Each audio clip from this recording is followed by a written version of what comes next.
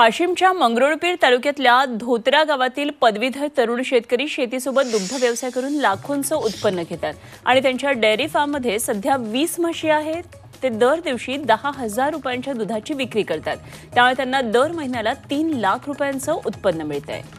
या युवा दूध उत्पादक शेतकऱ्यांशी बातचीत केली आहे आमचे प्रतिनिधी गणेश मोहळे यांनी। वाशिम जिल्ह्यातील धोत्रा येथील युवा शेतकरी दीपक इंगळे यांनी शेतीबरोबर दुग्ध व्यवसाय सुरू केलेला आहे आणि त्यांच्या या दूध व्यवसाय जेव्हा सुरू केला तेव्हा 4 म्हशी होत्या आणि 4 म्हशीच्या त्यांनी जवळपास आता 20 म्हशीपर्यंत त्यांचा हा दुग्ध व्यवसाय वाढवलेला आहे।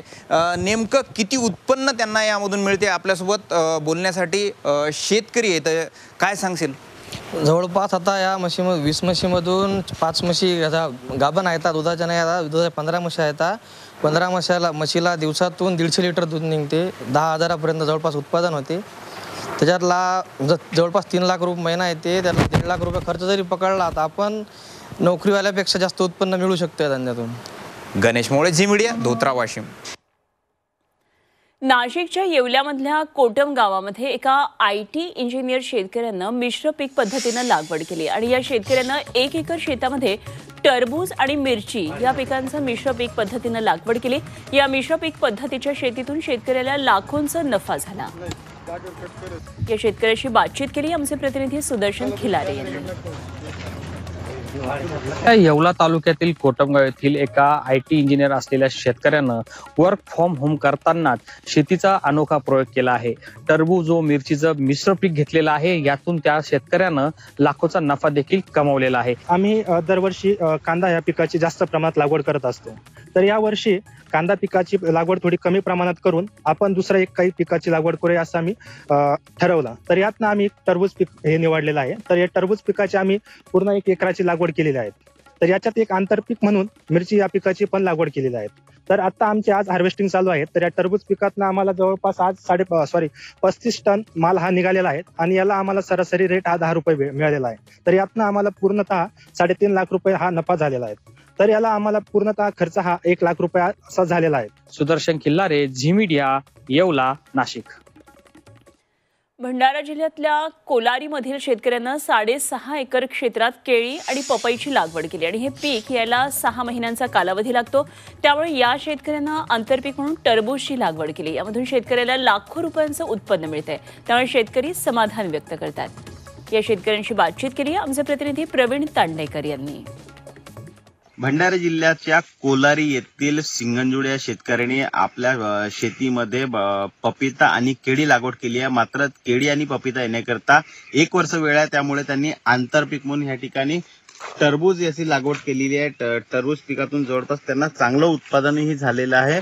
आपल्यासोबत स्वतः शेतकरी आहेत, त्यांना विचारूया की नेमकं कशी संकल्पना सुचली आणि किती त्यांच्याकडे शेती आहे, काय सांगाल? किती एकर शेती आणि सध्या काय लागवड केलेली आहे? माझ्याकडे 6.5 ते 7 एकर शेती आता हल्ली।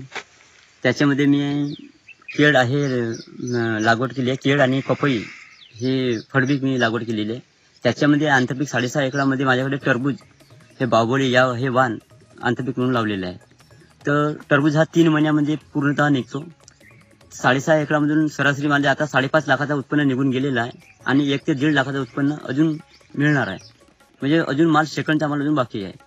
त्याच्यामुळे 6.5 लाख रुपये हे हा माझा जो आता वर्षभरातून जो लागणारा खर्च आहे माझ्याकडे, म्हणजे पपई आणि केळ याचा जो खर्च लागणार आहे त्याचा खर्च माझा निघून गेला आहे।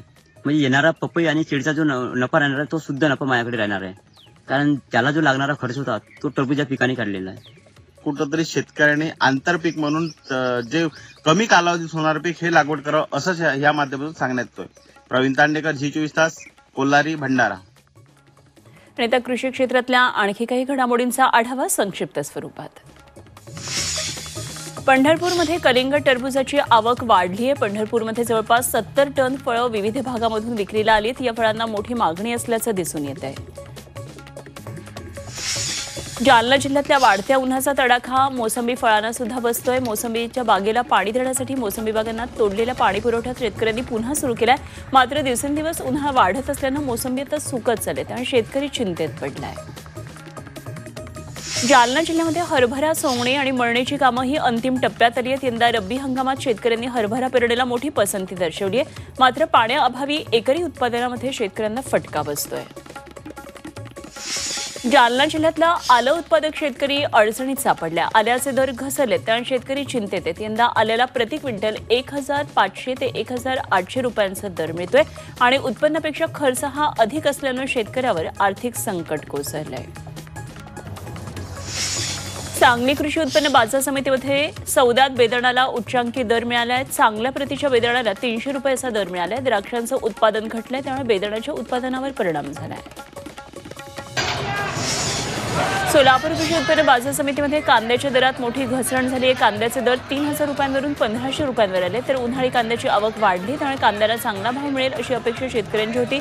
मात्र कांद्याच्या दरात घसरण झाल्यानं शेतकऱ्यांवर आर्थिक संकट ओढवले.